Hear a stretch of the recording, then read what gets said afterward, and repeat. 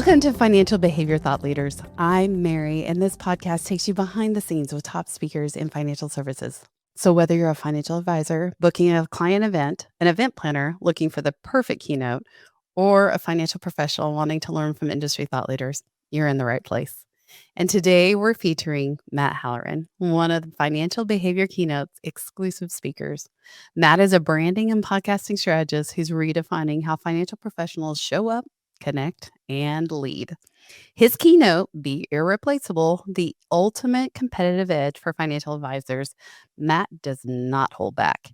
He's all about radical authenticity, meaningful communication, and building trust that lasts. So you're in for a powerful conversation. Welcome, Matt. Thanks for having me. I appreciate it.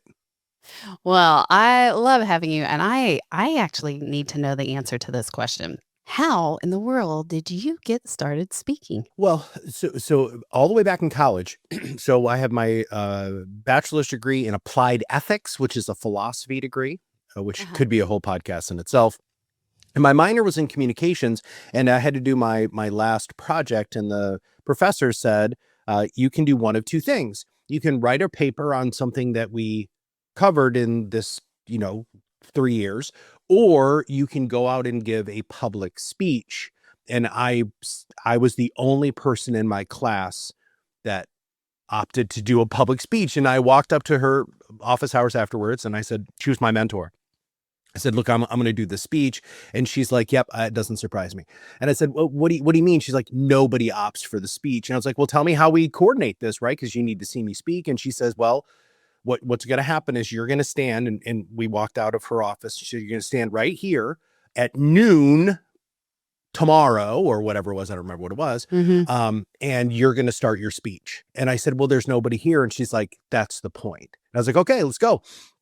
So, I didn't really get dressed up because whatever, my beard was red and about as long as it is now, a little bit longer. And I was probably wearing hippie overalls and Birkenstocks. And so I got up on this ledge, which she didn't tell me to get up on the ledge, but I was like, if I'm going to get people's attention, I'm going to get up on a ledge.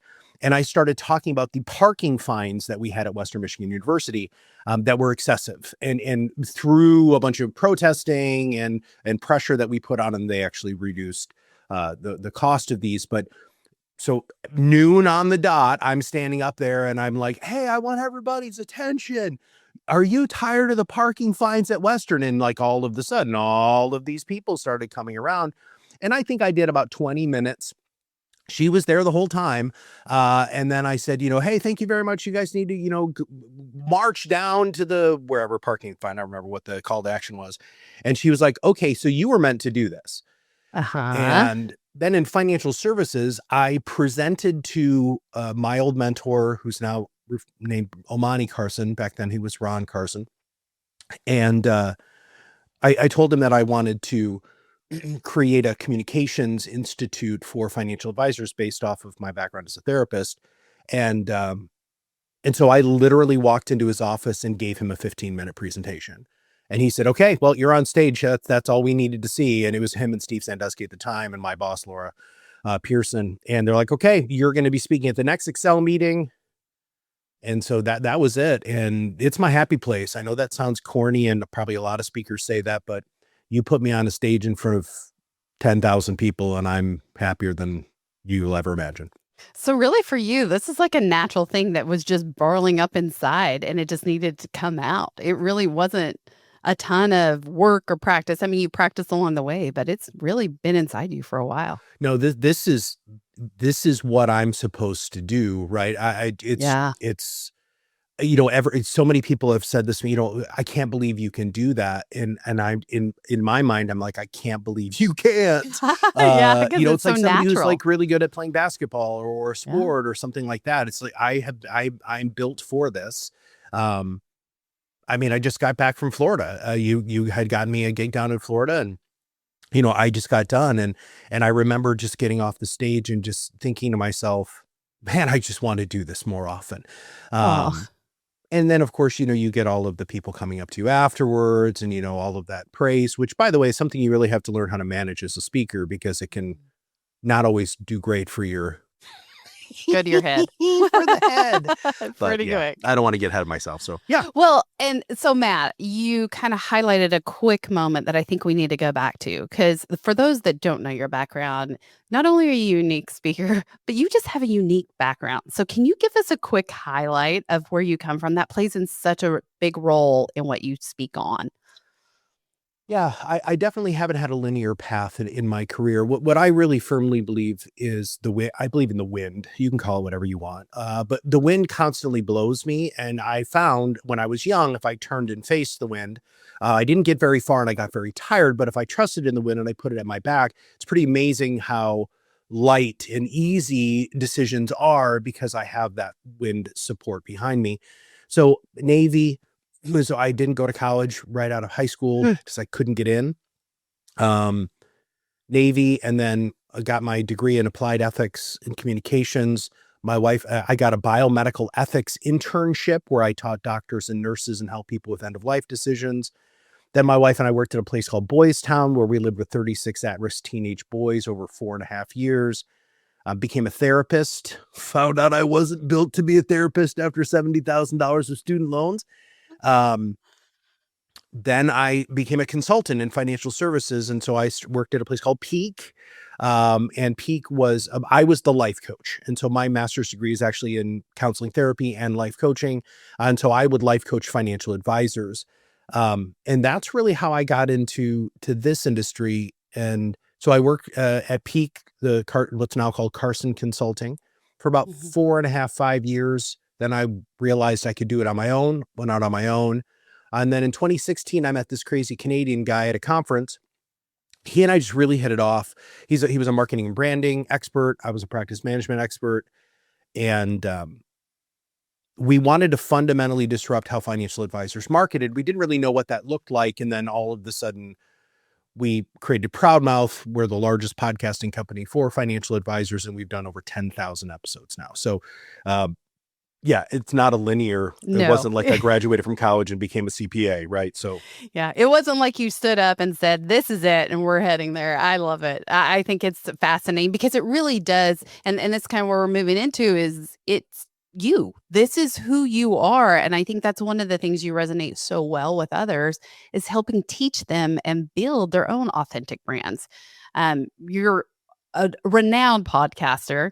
And what I think is so interesting about you too is you stand out in crowds, no matter where you go. And so, talk to me. Why are these themes so critical for financial planners today? How do they tie into that bigger picture of trust and connection? well, the problem is everything is so commoditized, right? And in fact, one of the things that I do say in my speech is most of what you all hang your hat on at what makes you different, my AI can do better than you can. And I'm not trying to be mean necessarily. It's just the truth, right? All of the pie charts and bar graphs and eking out an extra 2% in the S&P or not losing an extra 2%. I mean, all of that sort of stuff. Listen, that's table stakes now, guys. You're done. You just check that box. It's not your TAC. It's not your reporting. It's not your cash flow analysis. It's not any of that. What it is your personality and your focus. Right? People buy you. The world has fundamentally changed, Mary. That's the world we live in. And you have to lean into that. And the other thing too, is if you look like everybody else, what are you doing? Right. One of my favorite things that I love to say, and I actually say it daily now, because I'll have people come in and ask me about their marketing. And I'll say, okay, well, you know what? Who's your target market? And of course, Mary, you know this. They'll say, people 5 years from retirement who have $2 to $10 million of investable assets. Like, okay, great. So you think that your marketing is going to outspend Ken Fisher? And they're like, what? It's like, you're trying to compete with a guy who spends $10 million a month, right? You don't have 10 million. You don't have $1,000 a month, right? So you have to hyper focus. You have to be very, very specific. And I like to talk about that on stage. I generally will interact with the audience, say, okay, who has a niche? And everybody raises their hand. And I said, is it women? And then they all put their hand down, right? It's 51% of the population that's not a niche. How many of you are only working with people who are 5 years from retirement? Put your hand down. That's not a niche, right? And then, a couple of people keep their hand up and, okay, who do you work with? I work with dentists. Okay, now we're talking. Now I can create a marketing plan for you because you have the right focus. Yeah. Yeah. Well, and this is all tying directly into your keynote, Be Irreplaceable, which, by the way, can I just say, I love that title. It's so unique. And so tell us a little bit more, give me more on that core message, who it's suited for, and what they're going to walk away with after hearing this speech. Well, it really is suited not just for BD conferences, RIA conferences, for, a speaker to an advisor. This works really well in leadership because, again, in the world that we live in, listen, you have to be irreplaceable, no matter if you're an executive leadership team, if you're, going to a CEO conference and hanging out with a whole bunch of CEOs. You are all replaceable until you make yourself not replaceable. And I start the story off, or I start the whole presentation off about when I was in the Navy and I was in a drill and I had to make a very aggressive decision about an action. And I'm not going to give all of that away because it's really kind of, good opportunity for you to hear my speech. But basically what it is we can always get a new captain. So the military is set up that if this person gets taken out, there's 10 other people who can step up. And we live in that world today, especially in the world of providing advice. If you're gone, they're going to find another advisor. They're probably not going to remember you in 5 years. So how do you make it so that you're not only going to be your client's advisor, but everybody in that family's advisor? And that's the whole point. And so there's really 4 major points. Number 1, you have to realize that you are replaceable and you need to figure out if you want to be irreplaceable. Number 2, you have to accept that you don't know everything. And this is a little bit of a slapping the audience around a little bit. And I tell a very, very humiliating story about all of the stuff I don't know. And then the third part is that you have to realize that there are the right tools for the right job. And I talk about a story that I had that involved a copious amount of roaches when I was in college. And then the last thing is it's really all about being present and available. So all of the things, when you accept those first 3 things, and then the system that we teach, which is called the atomic content method, which is how you become irreplaceable. And then the last thing is doesn't matter about all of the content, which is wildly important. What really matters is you have to authentically be yourself and be present with your clients. And when you have those 4 things together, you're entirely irreplaceable. I love that. And so, Matt, dig into this authentically you. I can't even say that. Yeah. You go. Yeah. How do So you say? when you want to be authentically you, right? It really is Oscar Wilde. Oscar Wilde said, you might as well be yourself because everybody else is taken. And I just don't understand. And growing up in this industry, as you and I both have, right? When I got in 2006, it was all about the cars and the watches and the suits and the dresses and the pumps and the, designer bags and the, I have a jet and, my house is this many square feet and I make this much money. And there's still some of that left. And I remember sitting, we had something called the $1 Million Producer Roundtable before the big conferences that we had at Peak. And I'm sitting at this table with all of these people, and so they all looked alike, right? I mean, they really, really did. They were all wearing ridiculous clothing and whatever cufflinks, that had diamonds in it and all this crap. And then this guy came in and he sat down. And we were in Arizona. He came in and said he was wearing flip-flop shorts and a Baja, kind of like a shirt. And they're just railing this guy. What do gosh, you look so terribly unprofessional and all of this, what are you doing? By the way, he was the largest producer at the table. No question. I think he was making 10, 15 million a year, right? And everybody else was making 1 to 2. And he said, this is what my clients dress like. Mm. And not just trying to make it the physical representation, because I do think that's a huge component of it.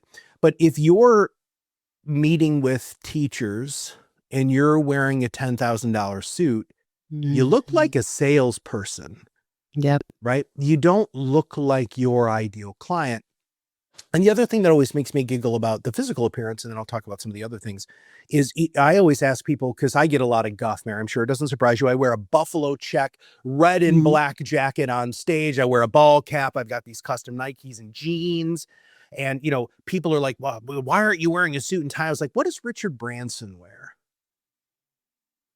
Does he wear a ridiculous suit? No, he wears a white shirt, jeans, and some loafers, right? Well, I want to dress like the people who I want to become instead of the people who you think I should be. And I think that's another huge component of really truly being yourself. Most advisors, most experts don't share enough about themselves. So we firmly believe in the 4-to-1 rule. I talk about this on stage, that for every 4 professional posts, you need to have 1 personal post. And you need to post so that people feel that authentic connection, right? I can't tell you how many times I just did something on LinkedIn, me holding one of my chickens. So I have chickens. I love my chickens. I mean, they're great pets and they give me unbelievable food that, by the way, is wildly expensive at the time of this recording. And I have all of these people, like, they'll come up to me at conferences, or they'll come up to me, after this. Oh my God, I've got those same kind of chickens. Or have you ever tried this? Any sort of things that you can have that real connection with is what people really want. They don't want the bravado of all the alphabet soup after name. Just so you all know, that's just expected. That's Mhm. expected, that you're an expert. It's that personal connection that makes the difference, especially in multi-generational stuff, which is really what the Be Irreplaceable keynote is about, is how are you going to become the family's advisor and getting the attention of the kids and grandkids? The only way to do that is you have to, well, be transparent and be yourself. So, Matt, this comes so naturally to you. I mean, you've obviously from college have stuck out in a crowd, right? With the beard, with everything else. Not everyone feels that. How do you, so for those of us that struggle not fitting into the crowd, what's some tips? How do you Well, help? so I'm thank you for saying that, but I have a picture that I actually, it's well out of reach, so I can't grab it right now, of me actually doing the exact opposite. Um, when I Mhm. got into financial services, I got caught up in everything I just talked about. The suits, the cars. I mean, I bought cars I couldn't afford because I thought it was all about appearances. I mean, that's not true. I could afford them. I shouldn't have. It was ridiculous, right? Cufflinks, shoes, watches, all of it. I got really, really stuck in it because I thought that I had to be that person. And honestly, in your, the audience might not love that I'm about to say this, but it really is, you have to work on yourself. It's really difficult to love other people if you don't love yourself first. Mm. Yeah. And so, as Yeah. corny as that sounds, remember, I was a therapist, right? I mean, I go everywhere when it comes to these speeches. My speeches are wildly emotional. People cry in the audience. People laugh in the audience when I'm talking about these things, because I need you to realize that you have to work on yourself. You can't truly be irreplaceable unless you're willing to do a little bit of work. And that's where you find that comfort, right? That's where you find the power, the strength in order to truly be your authentic self. Matt, I love this. I guess one last question for you here is we're talking so much, even in marketing, about being you, being that authentic you, being okay with you. You're going into therapy. So let's kind of go to the higher level. We've just added financial psychology in like it's brand new, and I'm going to put in quotes, brand new for us as CFPs, very old for those of you as psychologists. What do you see coming as far as a transition as more financial advisors start to understand what this is and how they feel impacts everything they do? Well, we're already seeing huge results with people who are leaning more into what you guys have been teaching and what your PhD's in, right? It's the idea of, there is so much surrounding emotion around a behavior around money, that if you actually address that, that's when everything changes. Your conversations, they don't care what's happening in the market, because they know that their behaviors, they're right with themselves, they have the right mindset, and they have the right behaviors. Um, it's the future. And look at advisors there, and they're all over the place, who are just killing it now, Mary, because they're changing the conversation and they're not having to do the same level of prospecting. They don't ever really sell, right? Because people come in and they're like, Mary, I love you. Like, I feel a connection with you and I want to work with you. And by the way, just full disclosure for the audience, that's what happened with us. I met you. We had a deep connection. We had wonderful conversations about everything under the sun besides you being my agent. And I was like, look, I felt a deep connection with you. That deep connection is what advisors have been wanting. You know, George Kinder many years ago started the Life Planning Institute. He's the godfather of holistic financial planning. Even though I don't think he really realized that it's now going to be considered behavioral finance, right? But that's what it is, right? The first question that we were supposed to ask, because I went through his training, was, what is your first memory of money? Now, just to be clear, you have to be really prepared to deal with that answer because it's super emotionally charged 99.9% of the time. And unless you have gone through training in how to really actually deal with emotions positively, right? What a lot of us do is we'll pat people on the back, we'll push Kleenexes across the desk, and that's basically pattern interruption to get you to stop crying or being upset.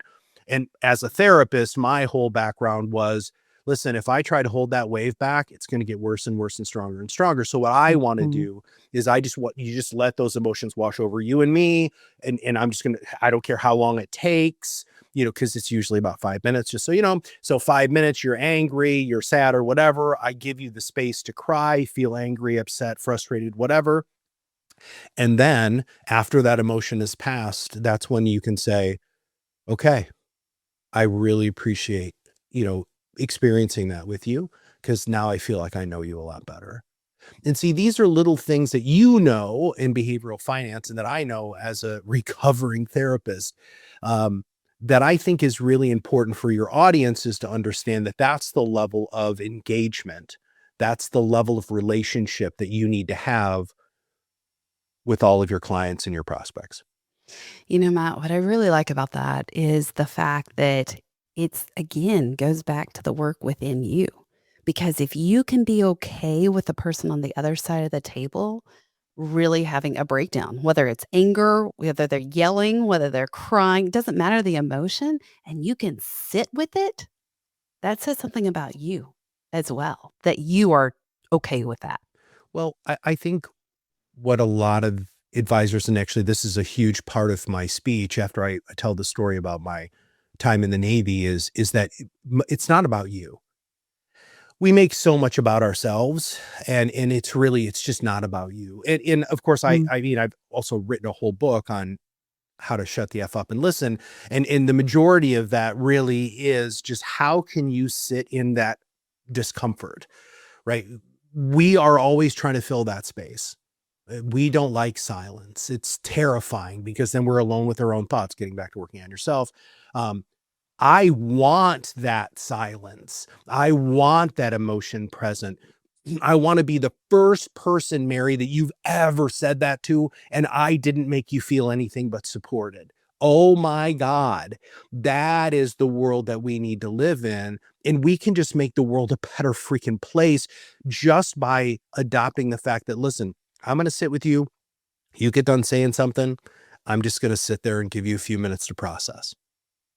Few minutes, actually, it's really seconds, by the way, but just give you that time to process, because most of us don't realize what's coming out of our mouths, and it takes a couple of seconds for our brains to catch up. And if I give you that space, everything changes in our relationship. Well, that's the gift, right? That is the gift you are giving them, is that listening. I love that you brought up the book, by the way. I'm so glad, because it really is the impetus of everything, is shut up and listen. And the more you listen, the more they're going to grow and you're going to grow from that experience. It makes your job so much easier. So many of you are trying to put these unbelievable presentations together with, pulling from all of these pieces of software, which I'm not saying that's not important. And yes, people need to know where they are, right? I totally get that. That should be like 3% of your whole conversation. I love it. So, Matt, You've taught us so much. You've also given us some unique insight. I have one final question. You were a former radio host. Tell us about that. Well, my high school had a 100-watt radio station, which basically meant it went about a mile radius from the school itself. It's called WKDS. And I was 13 years old and I found out that there was a radio club, and I was like, okay, because I'm a huge music guy. I played music, but I love music. And so I volunteered. It was I had an extra period, or I don't remember how. No, it was after school. It was after school, and it was before soccer practice, and I could do half hour, an hour, or whatever the show was. And I was Madman Matt Halloran. And I remember getting done with my first show, and it was funny because we could only play like 10 songs because we only had rights to like these 10 songs. And by the way, this how old this was. So not only did we have actual turntables, right? So, and you had to learn how to back it up so it didn't go zoop into the song. But we also had these things called carts, which are basically like 8 tracks. And I helped produce the commercials where we had a razor blade and Scotch tape because they were literally on tapes. I'm that old. I'm very proud of that, by the way. And I remember getting done with my first show, Matt Halloran. I just got done playing like a Metallica song that was totally clean. We were allowed to play.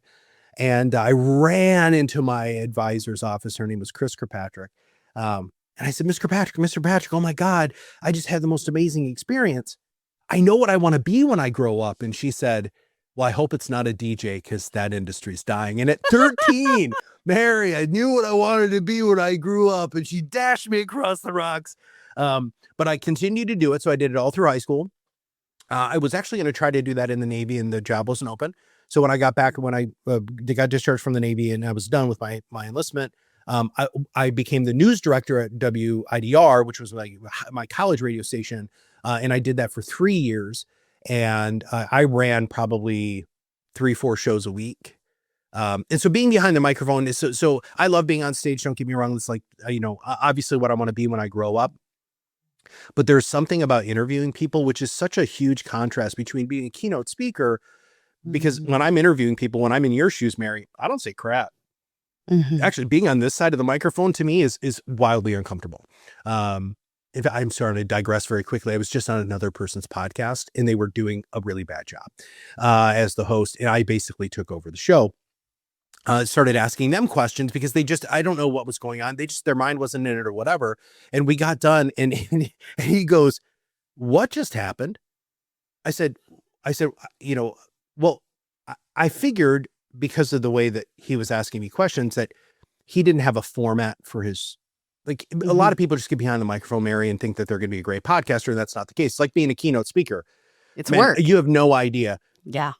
So I got off the stage last week, and the woman who brought me there came up and she's like, man, it just felt like you were just talking to us. Was that like just all extemporaneous? I was like, no, I practiced that speech like 150 times just before this because I want you to feel that it's just me, But anyway, so that's really what happened with this guy.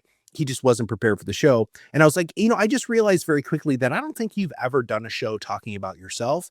And I just wanted to ask you a few questions. And of course, he was like so excited about talking about himself that the whole last part of the podcast ended up being about him, which is totally fine.